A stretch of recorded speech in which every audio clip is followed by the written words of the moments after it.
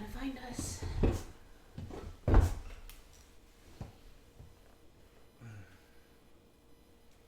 Okay, we are live. Yes, we are. Yeah, please don't mind.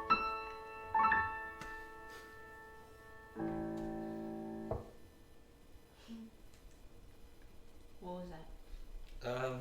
It sounded a little bit like the end of The Office, It but did, yeah. but it wasn't. And it's 10. It's 10. I think it's 10. Hello, everybody. Thank you so much for joining Hello. us again. And it's Thursday.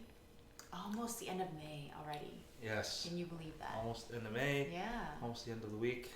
Yeah. And we're here again. And we have just a few days left until we wrap this daily portion. When are we gonna? This daily portion. So Daily. yeah. So this live stream that Yeah, we've been doing for since March 16th. So 3 months or so. Every single day, Yeah. by God's grace.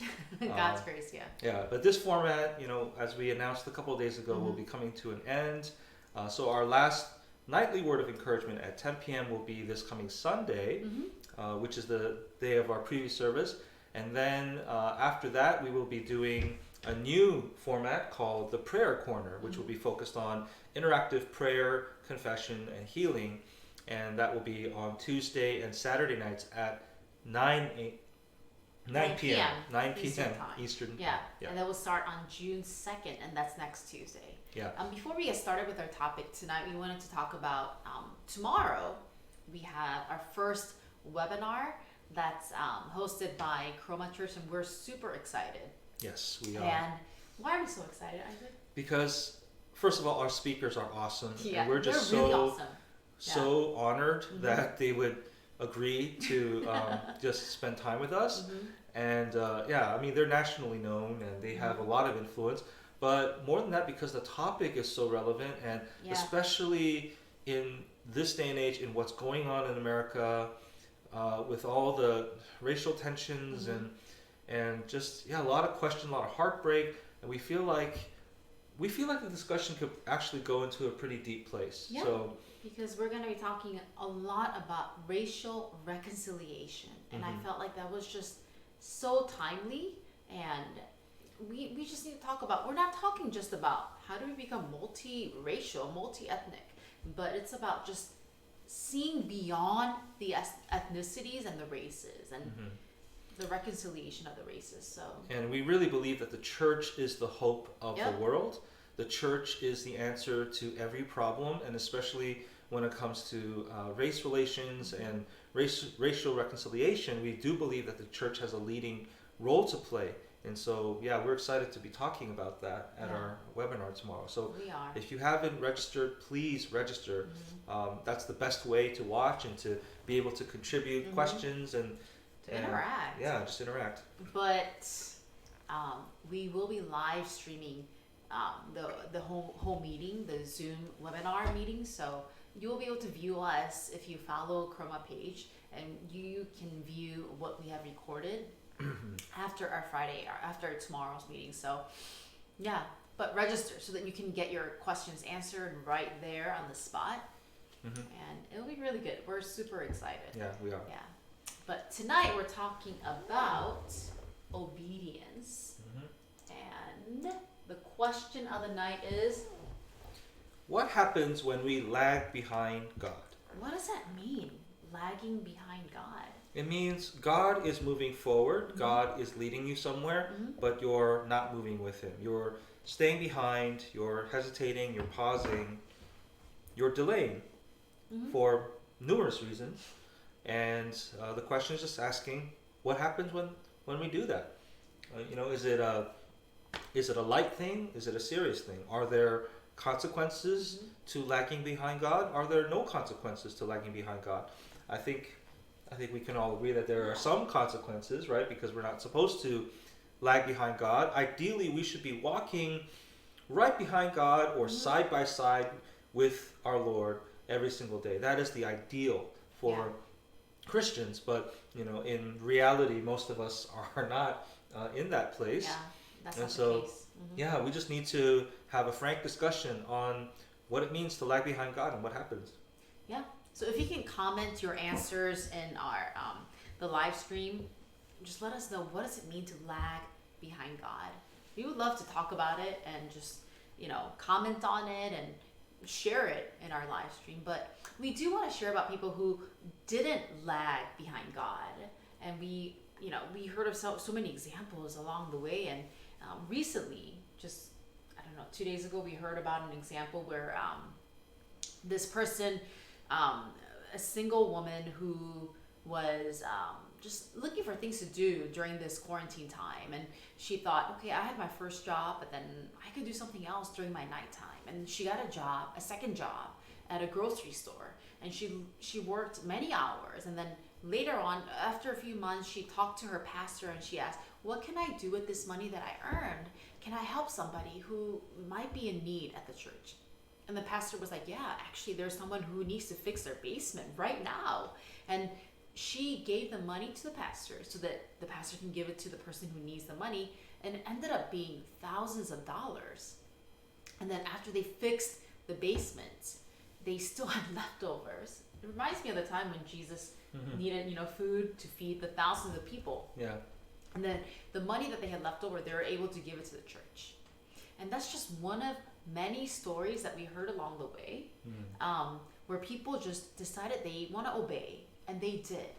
And then after they obeyed, God answered them in so many other ways that they can bless more people, right? So that's one story.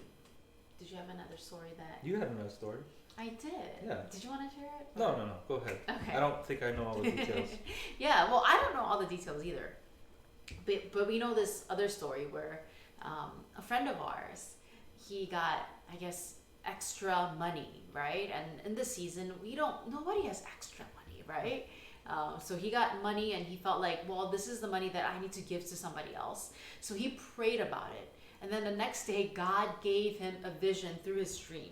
And in his dream, he showed this friend of ours how he can spend that money to a missionary who is abroad.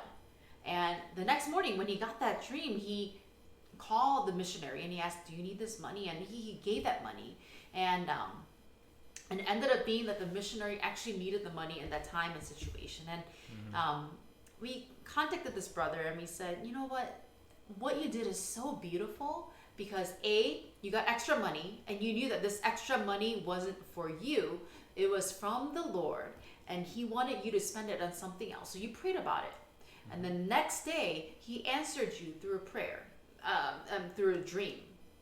And then he told you, give it to this person. And then you obeyed him right away. And I think these are things that even us, we fail to do, because we know what the right thing is. We fail to do the right thing. And next thing God tells us, you should do this. We say, well, God, I don't know. Should we do that? Is that right? And then we wait. And then once we wait, we're opening doors for the enemy to come in and sneak all these lies. For example, if you had $1,000 that you want to give away, and then you're praying about it, and then you don't give it away right away, the enemy's going to sneak in all these lies and say, you know what? You can use the $1,000 to something else. You can buy this and that. And then you forget to obey God. And that's the point that we want to emphasize tonight, is that delayed obedience could open up doors for the enemy to creep in lies and just tell you, wait a minute, maybe you don't need to do that right away. Maybe you can spend that money on something else or someone else, yourself. So it's always good to just immediately obey as soon as you can. And afterwards, you may feel like, that was a mistake. I shouldn't have done that. But you know what? It's all a part of us learning, and God will show you along the way, okay, well, maybe next time you can do it a different way, right? Right. Yeah. Right. So, delayed obedience is disobedience. And like Hannah said, delayed obedience, nothing good comes of that, because it only invites temptation. So I'm going to share a couple of examples. One is a negative example and one is a positive example. And interestingly, these two examples are found almost back to back in the book of Luke. And I think that's not a coincidence. I think No. it's arranged that way to show us this contrast. So in Luke chapter 18, there's the story of the rich young ruler. And maybe I don't need to read the entire thing, I can summarize, but it's starting in verse 18. A rich young man comes to Jesus and asks Jesus what he has to do to be saved. And the young man says, I've obeyed all the laws, all of Moses' commandments. What else do I have to do? And Jesus says, you're lacking one thing. Sell all your possessions, give it to the poor, and follow me. And when the young ruler heard this, he was very sad because he knew that he couldn't part with his treasure. And so he walked away sad.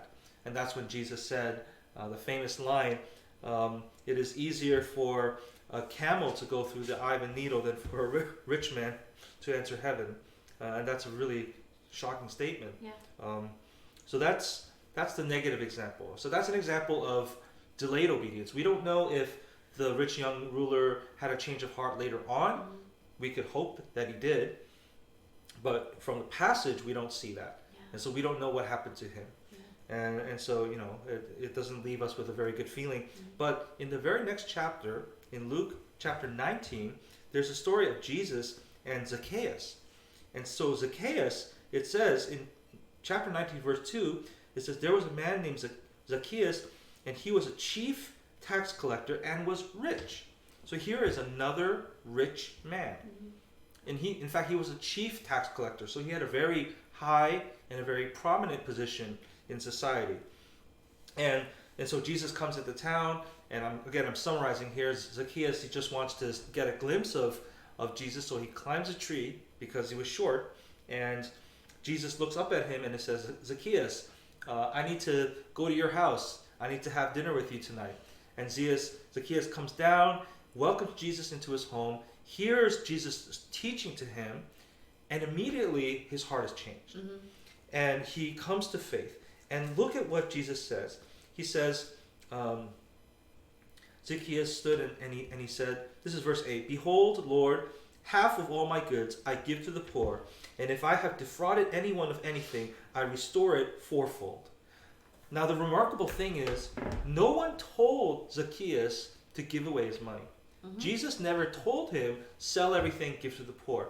But out of obedience, out of a response of faith and enthusiasm, he naturally did what was right. And so Zacchaeus was blessed. Jesus said, today, this is verse 9, today salvation has come to this household. Isn't that awesome? Yeah. So not only Zacchaeus, but to his entire family, salvation has come. So that is the incredible blessing that comes out of obedience. But for the rich young ruler who walked away sad, who knows? It's not just him that lost out on the blessings, but also potentially his family and his friends and all the people in his circle. They could have potentially lost out because of his disobedience. So yeah, we don't know the repercussions. So I think it's really important for us to kind of be wary of this. And on one hand, really take seriously the things that we can lose out if we lag behind God, but also be encouraged because the blessings that we get through immediate obedience are also so great. Those blessings multiply and multiply exponentially. So yeah, let's always just be in a mood to obey immediately. Just like Zacchaeus, just like Abraham. When God told Abraham to sacrifice his son Isaac, he didn't hesitate. Nope. The next day, he made preparations early in the morning. He went to do what God told him to do, and we know that Abraham was a very blessed man. He was, yeah. Yeah.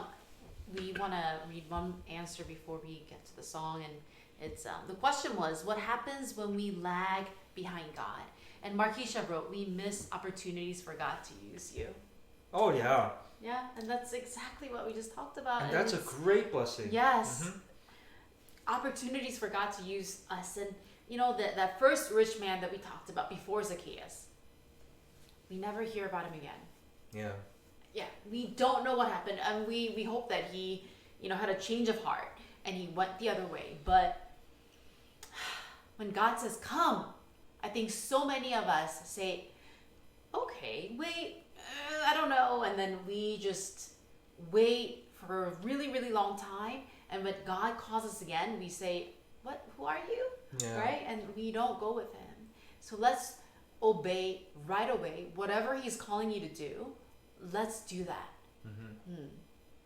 Yeah, it kind of reminds me of when Jesus said, he calls some people and they make all these excuses like, well, I just bought a field, I have to manage my cows, I just got married, Yeah. or even that one excuse which sounded really good, let me bury my father. That sounded really good, but Yeah. He was like, And then he's let like, the dead bury their own. yeah. When Jesus says, "Come follow me," he wants immediate obedience. Yeah. And Because I think human beings, we just want to find our first excuse, our humanly, fleshly excuse. because one excuse leads to another. Yep. Right. If you're Exactly. taking care of this, then you should take care of the next thing and the next thing. Yeah. But so, I think Jesus really understands the human heart, and we just need to say, you know what, I'm all in. That's the only way to really follow Jesus. Just to be all in, don't care about anything else, and trust that God will take care of those things. Right. God will take care of your field. God will take care of your family. God will take care of all those things. Amen. Let's read one more answer before we sing the song, and it's Kay wrote, "We get lost and we get lured behind Satan. When we don't obey God right away, yep, exactly. We get lured behind Satan, and Satan says, hey, wait a minute, you don't want to do that right away. You want to wait for it, and yeah. Thank you, Kay, for that answer. Yeah. Tonight we're gonna be singing a song called Oceans, and I think a lot of people are familiar with this song, and this is not just it's a song by Hillsong, but it's not just a Hillsong song, but it's a song very commonly all over the world, I think. And the part that we love to just emphasize is, Spirit, lead me where my trust is without borders. Gosh, let me walk upon the waters. Yeah. Yeah. We just need to let God lead us and take us beyond our borders where we can't see, and we just need to let Him do His thing. Yeah. So let's sing right now. Worship with us. I think the words have been commented. And yeah, sing with us. And if you want to just listen, that'd be awesome too.